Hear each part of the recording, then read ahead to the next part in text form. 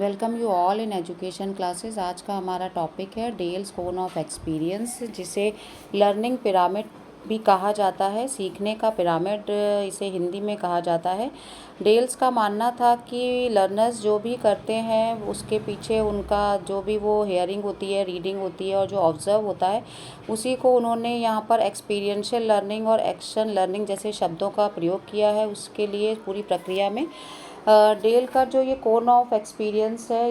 इसमें जो ये पूरा एक पिरामिड है, आप नीचे से ऊपर तक इसे देख सकते हैं, जहाँ पर इन्होंने बहुत सारे टर्म्स का यूज़ किया है क्लासरूम लर्निंग में।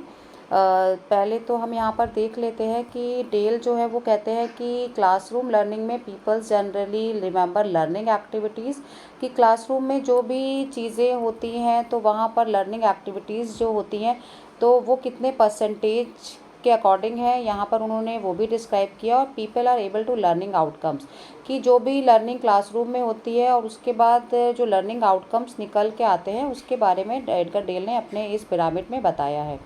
आप इस टर्म पहले तो हम इस पिरामिड को ही देख लेते हैं, जिसमें उन्होंने जो टर्म्स रखे हैं जो क्लासरूम लर्निंग में होते हैं। जैसे कि जब भी कोई टॉपिक क्लास में पढ़ाया जाता है अकॉर्डिंग टू एडगर डेल, तो वहाँ पर reading, hearing, view images, watching videos,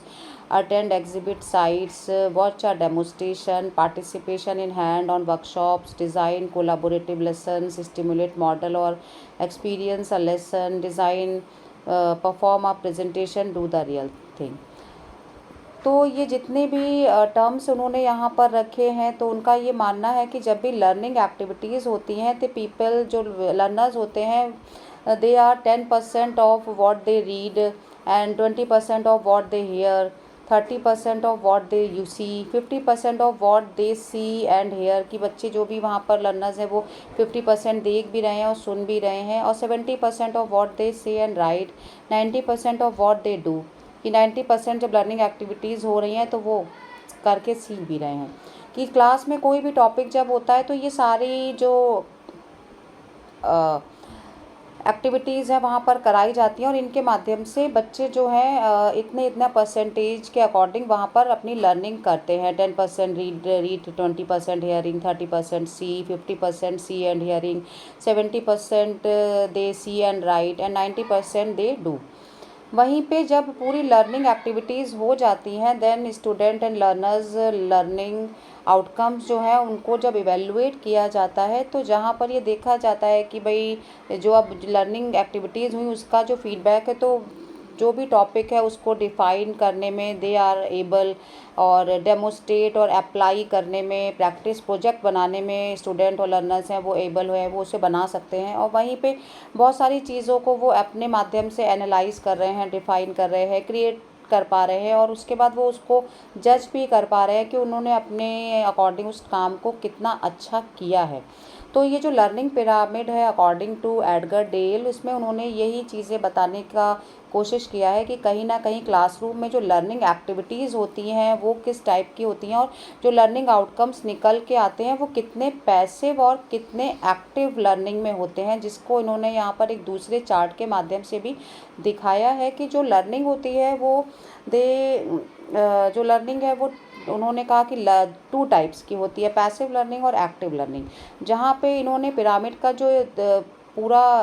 part है, पूरा पिरामिड है, उसको 2 पार्ट्स में डिवाइड किया है। The first one is passive learning and second one is active learning. तो एडगर डेल ये कह रहे हैं कि जहाँ पैसिव लर्निंग है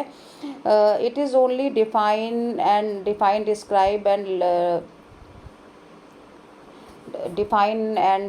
एंड एक्सप्लेन, कि जहाँ पर बच्चे जो हैं वो डिस्क्राइब तो चीज़ों को कर देते हैं और सिर्फ डेमोस्ट्रेशन और अप्लाई करने से चीज़ों को ये नहीं पता चल पा रहा है कि लर्निंग एक्टिव हुई है या नहीं, और जो लर्निंग आउटकम्स हुए हैं वो कितने % हुए हैं। वहीं पर एक्टिव लर्निंग होती है तो कोई भी जब टॉपिक क्लास में पढ़ाया जा रहा है तो वहाँ पर एक बच्चा उस चीज़ को एनालाइज भी कर रहा है अपने अकॉर्डिंग, और डिफ़ाइन भी कर रहा है, और उसके अकॉर्डिंग उस अपने प्रोजेक्ट को क्रिएट कर रहा है, उसमें क्रिएटिविटी ला रहा है, और उसके अकॉर्डिंग फिर उसको वो इवेलुएट कर रहा है, क्योंकि टीचर ने उसको गाइड किया है, वो गाइड किया हुआ होता है, तो वो अपने अकॉर्डिंग जब उस काम में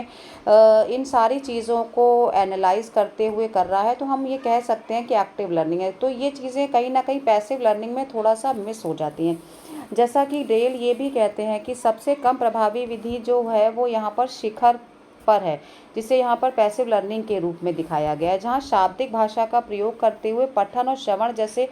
पाठ्य प्रतीकों का प्रयोग किया जाता है। सिर्फ क्लास में पढ़ा देना और बच्चों को सुना देना जो है वो ही लर्निंग नहीं है, इसीलिए शायद इसे एडगर डेल जो है वो पैसिव लर्निंग मानते हैं। एडगर डेल ये भी कहते हैं कि किसी क्रिया द्वारा प्राप्त अनुभव जो है वो 90% तक स्मरण हो जाते हैं। जैसा कि आपने यहाँ पर नीचे देखा है, डायग्राम ये शो कर रहा है कि कोई भी क्रिया जो क्लास में कराई जाती है उसके द्वारा प्राप्त जो एक्सपीरियंसेस होते हैं वो 90% तक लर्नर्स जो होते हैं वो मेमोराइज कर लेते हैं। अतः शिक्षक को सुनिश्चित करना चाहिए कि कक्षा अध्यापन जो है वो ज़्यादातर रियल एक्सपीरियंस पर बेस्ड होना चाहिए, तो वो एक्टिव लर्निंग का एक अच्छा उदाहरण हो सकता है। वहीं पर अध्यापक को ये भी चाहिए कि उपयुक्त अध्यापन अधिगम सामग्री का उपयोग ज़्यादा से ज़्यादा करे, क्योंकि जो टीचिंग मटेरियल्स होते हैं वो हमारे एक टीचर की जो टीचिंग होती है उसको इफ़ेक्टिव बनाते हैं। इसीलिए एडगर डेल ने जो टीचिंग मटेरियल है उसको भी बहुत एम्फेसाइज़ किया है टीचिंग लर्निंग प्रोसेस में, ताकि जो क्लासरूम लर्निंग है वो एक्टिव लर्निंग हो सके। वहीं पर जो एडगर डेल है उन्होंने ये भी कहा कि यदि प्रत्यक्ष और यथार्थ अनुभव लर्नर्स को प्रदान किए जाएँ तो अधिकतम जो है वो बहुत पॉजिटिव होगा और जो अचीवमेंट लेवल्स होंगे स्टूडेंट के वो हाई होंगे। तो कहीं ना कहीं इस पूरे एडगर डेल के कोन ऑफ एक्सपीरियंस का जो प्रोसेस है, इसके द्वारा जो क्लासरूम इंटरेक्शन होता है, क्लासरूम में जो टीचर स्टूडेंट के बीच किसी भी टॉपिक को लेके जो इंटरेक्शन होता है, और उसके बाद जो लर्निंग होती है वो लर्निंग एक्टिविटीज़ होती हैं और जो लर्निंग आउटकम्स निकल कर आते हैं उनके बारे में बात की गई है। तो आई होप आपको मेरा वीडियो समझ में आया होगा। वीडियो को लेके आपकी कोई भी क्वेरी हो तो आप मुझे कमेंट बॉक्स में ज़रूर लिखें।